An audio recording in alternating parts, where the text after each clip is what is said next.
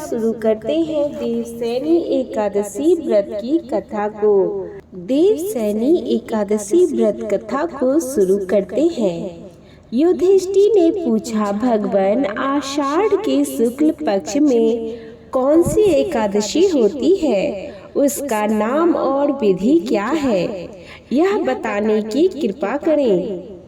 भगवान श्री कृष्ण बोले, राजन, आषाढ़ शुक्ल पक्ष की एकादशी का नाम देवशयनी है।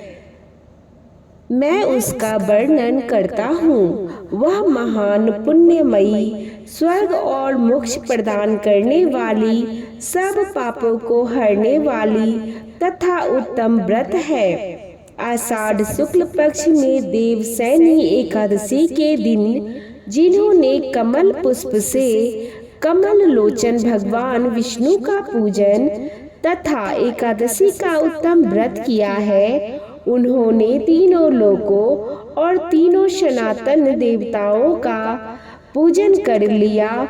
हरिसैनी एकादशी के दिन मेरा एक स्वरूप राजा बलि के यहाँ रहता है और दूसरा क्षीर सागर में शेष नाग की सैया पर तब तक शयन करता है जब तक आगामी कार्तिक की एकादशी नहीं आ जाती। अतः आषाढ़ शुक्ल पक्ष की एकादशी से लेकर कार्तिक शुक्ल पक्ष की एकादशी तक मनुष्य को भली भांति धर्म का आचरण करना चाहिए।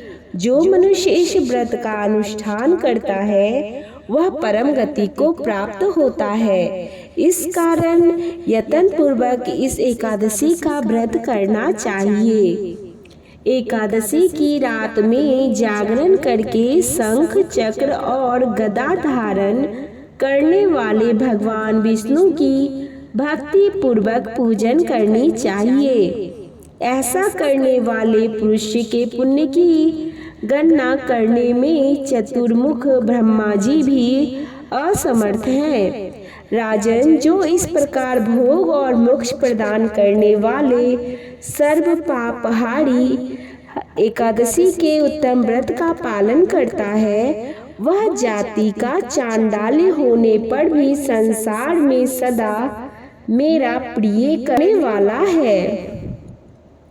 जो मनुष्य दीपदान, पलाश के पत्तों का पर भोजन और व्रत करते हुए 4 मास व्यतीत करते हैं, वे मेरे प्रिय हैं। 4 मासे में भगवान विष्णु सोए रहते हैं, इसीलिए मनुष्य को भूमि पर शयन करना चाहिए। सावन में साग, भादों में दही, क्वार में दूध और कार्तिक में दाल का त्याग कर देना चाहिए। जो 4 मासे में ब्रह्मचर्य का पालन करता है वह परम गति को प्राप्त होता है। राजन, एकादशी के व्रत से ही मनुष्य सब पापों से मुक्त हो जाता है। अतः सदा इसका व्रत करना चाहिए, कभी भूलना नहीं चाहिए।